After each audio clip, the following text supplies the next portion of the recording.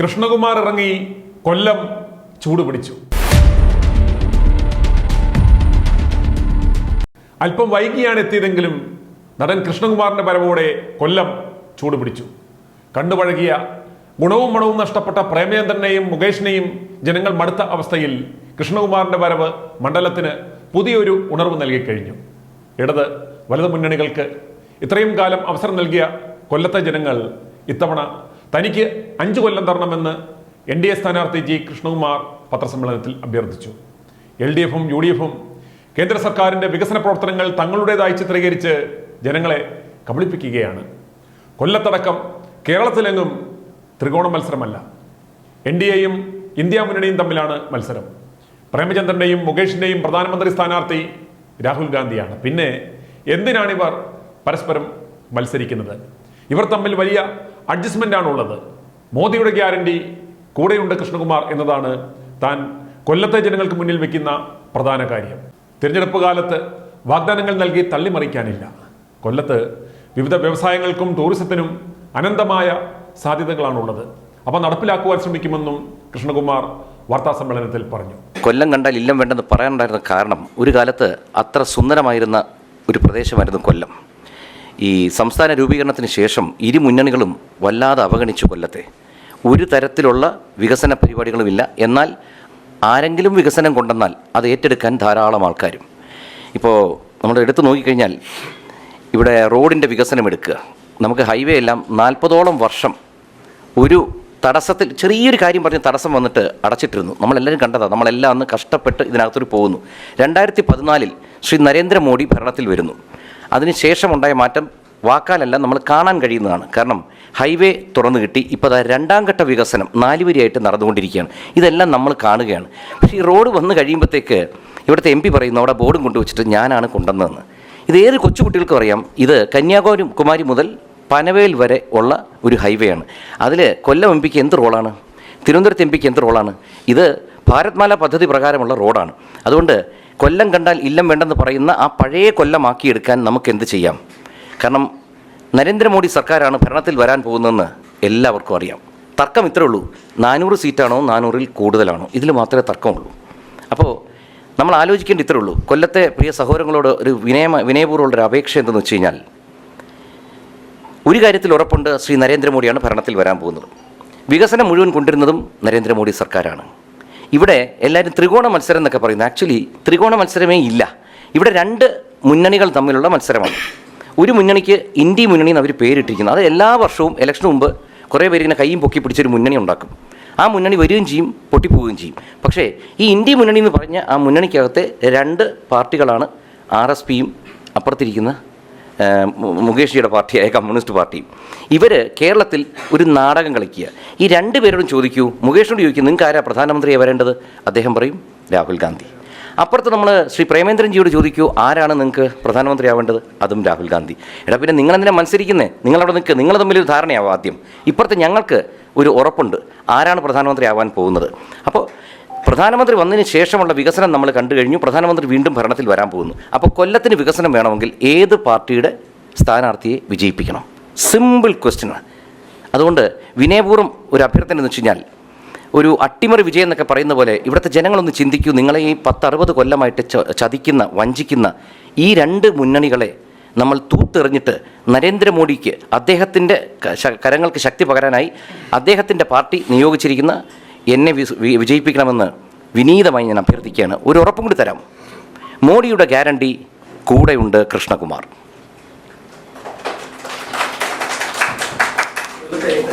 ഒരു സ്ഥാനാർത്ഥി പറയുന്നു, നിങ്ങളുടെ സുഹൃത്തായ സ്ഥാനാർത്ഥി പറയുന്നു, ഞാൻ ചെയ്ത വികസനങ്ങൾ വീമ്പ് പറയുകയല്ല, തൊട്ട് കാണിക്കാൻ തയ്യാറാണ്, എന്റെ കാറിൽ എന്റെ ചെലവിൽ തൊട്ട് കാണിക്കാൻ തയ്യാറാണെന്നാണ് ഇടതുപക്ഷ സ്ഥാനാർത്ഥി പറയുന്നത്. പക്ഷേ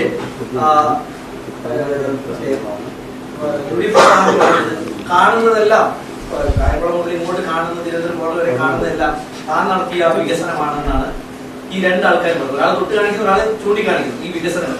കൊല്ലത്ത് ഇപ്പം വന്നതാണെങ്കിൽ കണ്ടു എങ്ങനെ വികസനങ്ങൾ, ഒരു ഇപ്പോൾ ഓലക്കടവ് പാലത്തിനെ കുറിച്ച് പറയുമ്പോൾ ഒരു വികസനമാണ്. ഉണ്ടാക്കിയ ഒരു പാലം തുറന്നു കൊടുത്തിട്ട് 1.5 കൊല്ലമായി അങ്ങനെ കിടക്കുക, അത് തുറന്നു കൊടുത്തില്ല. അത്തരം ഒരു വികസനമാണ് ഉദ്ദേശിക്കുന്നത്. എങ്ങനത്തെ വികസനമാണ് കൃഷ്ണപാർജിയുടെ ഒരു ഐഡിയ തോട്ട്? അല്ല, നമ്മളെപ്പോഴും കാണേണ്ടതെന്ന് വെച്ച് കഴിഞ്ഞാൽ വരുന്ന തലമുറ, അതായത് ഇവിടുത്തെ യുവാക്കളെന്ന് പറയും. നമ്മളും ഒരു കാലത്ത് യുവാക്കളായിരുന്നു, വളരെയധികം സ്വപ്നങ്ങളുമായിട്ട് ജീവിച്ചത്. നമ്മുടെ സ്വപ്നങ്ങൾ ഒന്നും നടക്കാതെ പോയി. അപ്പോൾ ഈ വരുന്ന തലമുറയ്ക്ക് വേണ്ടി നമ്മൾ എന്ത് ചെയ്യും? അപ്പോൾ നമ്മളൊരു ദീർഘവീക്ഷണത്തോടെ വേണം ചെയ്യാൻ. ഇപ്പോൾ ശ്രീ നരേന്ദ്രമോദി വീണ്ടും അദ്ദേഹത്തിലോട്ട് വരാൻ കാര്യം, നമ്മുടെ രാജ്യത്ത് പൊള്ളയായ വാഗ്ദാനങ്ങൾ കൊണ്ട് മാത്രം നമ്മൾ സുഖിച്ച് ജീവിച്ചവരാണ്. ആദ്യമായിട്ട് നമ്മൾ പലതും കാണുകയാണ്. ഇപ്പോൾ റോഡായിക്കോട്ടെ, റെയിൽവേ സ്റ്റേഷൻ, ഇപ്പോൾ കൊല്ലം റെയിൽവേ സ്റ്റേഷൻ എല്ലാവർക്കും അറിയാം, 388 കോടി രൂപ മുതൽ മുടക്കുള്ള ഒരു പുത്തൻ വികസിത റെയിൽവേ സ്റ്റേഷൻ വരാൻ പോവുക. അപ്പോഴും ഇവിടുത്തെ MP പറയുന്നുണ്ട് അദ്ദേഹത്തിൻ്റെ MP ഫണ്ടിൽ നിന്നാണ്. എല്ലാവർക്കും അറിയാം, ഒരു MP ഒരു കൊല്ലത്തിൽ 5 കോടി രൂപയേ ഉള്ളൂ MP ഫണ്ട്. അപ്പോൾ ഈ 383 കോടി എവിടെ നിന്ന് ചിലവാക്കുന്നു? വളരെ സിമ്പിളായ കാര്യങ്ങളാണ്, അധികം നമ്മൾ ചിന്തിക്കൊന്നും വേണ്ട.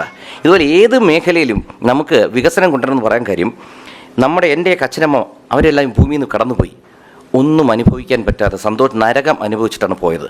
ഇപ്പം നമ്മൾ ഇവിടെ ദുരിതം അനുഭവിക്കുകയാണ് ഈ ഇടതു മുന്നണിയുടെ ഭരണത്തിൽ. അപ്പോൾ ഇതിൽ നിന്നൊരു മോചനം എങ്ങനെയാണ്? വളരെ സിമ്പിൾ.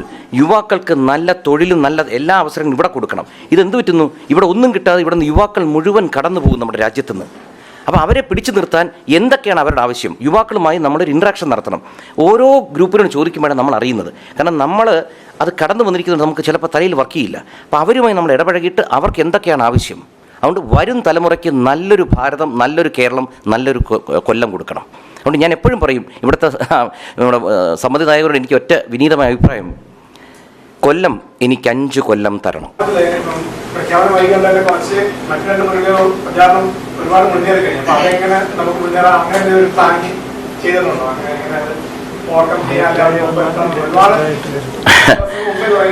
പഴയ ചൊല്ലുണ്ടല്ലോ, ലേറ്റാ വന്നാലും ലേറ്റസ്റ്റാ വരണം. അതിനുവേണ്ടി ഇന്ന് ജില്ലാ നേതൃത്വം ഇന്ന് അതിനുവേണ്ടി വേണ്ട തയ്യാറെടുപ്പാണ് നടത്തിയത്. അതിനൊക്കെ പുറമെ നമ്മൾ മനസ്സിലാക്കേണ്ട ഒരു കാര്യം, ഞാൻ ദൂരദർശനിൽ നിങ്ങളെപ്പോലെ അന്ന് ഇങ്ങനത്തെ ക്യാമറയൊന്നുമല്ല, നമുക്ക് വലിയ ക്യാമറയും ഒരു മൈക്കുമായിട്ട് നടന്ന ഒരാൾ തന്നെയാണ്. അപ്പോൾ അന്ന് ആകെ ഒരു ചാനലിലൂടെ മാത്രമാണ് നമ്മുടെ ഇവിടുത്തെ കാര്യങ്ങൾ നടക്കുന്നത്. അപ്പോൾ വളരെ ബുദ്ധിമുട്ടാണ് ഒരു പ്രചരണം നടത്തി വരിക, പോസ്റ്റർ ഒട്ടിക്കുക, ആൾക്കാരിലോട്ട് എത്തിക്കാൻ. ഇന്ന് ഏകദേശം 25ഓളം പ്രധാന മുഖ്യധാരാ ചാനലുകൾ തന്നെ കേരളത്തിലുണ്ട്. അപ്പോൾ നിങ്ങൾ തന്നെ ഇപ്പോൾ എൻ്റെ വാർത്ത എത്തിച്ചുകൊണ്ടിരിക്കുകയാണ്. ആദ്യം തന്നെ നന്ദി പറയട്ടെ. അപ്പോൾ ഇതിനുശേഷം സോഷ്യൽ മീഡിയ ഉണ്ട്, ഡിജിറ്റൽ മീഡിയ വിപ്ലവം മോഡിജി ഗ്രാമങ്ങളിൽ വരെ എത്തിച്ചിരിക്കുന്നു. അതായത് ഏത് കൊച്ചു കുഞ്ഞിൻ്റെയിലും ഒരു മൊബൈൽ ഫോൺ ഇരിക്കുക, നമുക്ക് ഏത് വിവരം ഒരു സെക്കൻഡ് കൊണ്ട് എത്തിക്കാം. നമുക്കൊരു 20-25 ദിവസം ഉണ്ടെങ്കിൽ ഏത് ലോക്സഭയിലും ഏത് ഉൾപ്രദേശത്ത് വരെ നമുക്ക് ഒരു സ്ഥാനാർത്ഥിയുടെ എല്ലാ വിവരങ്ങളും എത്തിക്കാൻ പറ്റും. അതുകൊണ്ട് ഒരിക്കലും നമ്മൾ ലേറ്റ് ആയിട്ടില്ല. നമുക്കിപ്പോഴും കുറച്ച് അധിക ദിവസം ഉണ്ടോ എന്നുള്ളതാണ് എൻ്റെ സംശയം. എന്തോ അല്ല, നമ്മളത് തന്ത്രം എപ്പോഴും വേണം. ഒരു ഇലക്ഷൻ ആണെങ്കിലും യുദ്ധമാണെങ്കിലും നമ്മൾ കഴിഞ്ഞ തവണ പ്രയോഗിച്ചതല്ല ഇപ്പോൾ വേണ്ടത്. അപ്പോൾ തന്ത്രം നമ്മൾ എടുത്തു കഴിഞ്ഞാൽ, അത് നമ്മൾ പറഞ്ഞു കഴിഞ്ഞാൽ പിന്നെ തന്ത്രം പൊളിയും. ശത്രു അറിയാതെ വേണമല്ലോ നമ്മൾ തന്ത്രം പണിയാൻ. അപ്പുറത്തും തന്ത്രങ്ങൾ പണിഞ്ഞുകൊണ്ടിരിക്കുകയായിരിക്കും. അപ്പോൾ നമ്മൾ തന്ത്രങ്ങളെ പറ്റി പറയാതിരിക്കുക. എപ്പോഴും യങ്സ്റ്റേഴ്സ് മാത്രമല്ല, നമ്മൾ യങ്സ്റ്റേഴ്സിനെ ഫോക്കസ് ചെയ്യുന്ന വരും തലമുറയ്ക്ക് എന്ത് ചെയ്യാം. പക്ഷേ ഇന്ന് പ്രായമായ വലിയൊരു വിഭാഗം ജനങ്ങളുണ്ട്, അവർക്ക് കഷ്ടപ്പാടിലൂടെ കടന്നു പോകുന്ന അവരുടെ വെൽഫെയറിന് എന്ത് ചെയ്യാമെന്ന് നമ്മൾ കാര്യമായി ചിന്തിക്കേണ്ടിയിരിക്കുന്നു. കാരണം മക്കളെ പലരും കുറ്റം പറയുമെങ്കിലും അവരുടെ ജീവിത രീതി വെച്ച് അവർക്ക് ഇവരെ നോക്കാൻ കഴിയുന്നില്ല. വൃദ്ധസദനങ്ങളോട് തള്ളേണ്ടി വരുന്നു. നമ്മൾ കുറ്റം പറയും, പക്ഷെ നമ്മളതേ അവസ്ഥ വരുമ്പോൾ നമ്മളും അങ്ങനെയൊക്കെ തന്നെ കാണുന്നത്. അപ്പോൾ അവർക്ക് ഏറ്റവും നല്ല വെൽഫെയർ സ്കീമുകൾ, സുരക്ഷിതമായൊരു ജീവിതം സന്ധ്യസമയത്ത് ജീവിതത്തിൻ്റെ അത് നേടിക്കൊടുക്കാനുള്ള ഇത് നോക്കണം. പിന്നെ വളരെയധികം സംഭവങ്ങൾ നമുക്കിന്ന് ജീവിതശൈലി രോഗങ്ങൾ ധാരാളം വന്നുകൊണ്ടിരിക്കുക. ക്യാൻസർ എന്ന് പറഞ്ഞാൽ ഒരു വീട്ടിലൊരു ക്യാൻസർ രോഗി എന്ന നിലയിലിട്ട് വരിക. ഇതെല്ലാം നമ്മൾ പഠിക്കേണ്ടിയിരിക്കുന്നു. ആശുപത്രി സൗകര്യങ്ങൾ, മരുന്നുകളുടെ വില കുറയ്ക്കുക. ഇപ്പോൾ ജൻ ഔഷധി എന്നൊക്കെ പറഞ്ഞ് ശ്രീ നരേന്ദ്രമോദി കൊണ്ടുവന്നതിൻ്റെ ഒരു പ്രധാന കാര്യം തന്നെ ജനങ്ങൾക്കിന്ന് താങ്ങാനാവുന്നില്ല മരുന്നുകളുടെ വില. അപ്പോൾ ജനങ്ങളുടെ ജീവിത നിലവാരം ഉയർത്തുക, കഷ്ടപ്പാടുകൾ പരമാവധി കുറയ്ക്കാൻ നോക്കുക. ഇത്തരം കാര്യങ്ങൾ വേണം നമ്മൾ നോക്കാൻ. ജനങ്ങളുടെ ജീവിതം കുറച്ച് ഈസിയാക്കി കൊടുക്കാൻ എന്തൊക്കെ ചെയ്യാമോ അതിന് നമ്മൾ ഒരുമിച്ച് ചിന്തിക്കണം. ഈ വരുന്ന ഇലക്ഷനിൽ തന്നെ പരമാവധി നമ്മൾ സ്ഥലങ്ങൾ സന്ദർശിക്കുമ്പോൾ ആൾക്കാരിൽ നിന്ന് നമ്മൾ അഭിപ്രായങ്ങൾ എടുക്കുക. എന്തൊക്കെയാണ് ഓരോ സ്ഥലങ്ങളിൽ വേണ്ടത്, അതനുസരിച്ച് നമുക്ക് മുന്നോട്ട് പോകാം.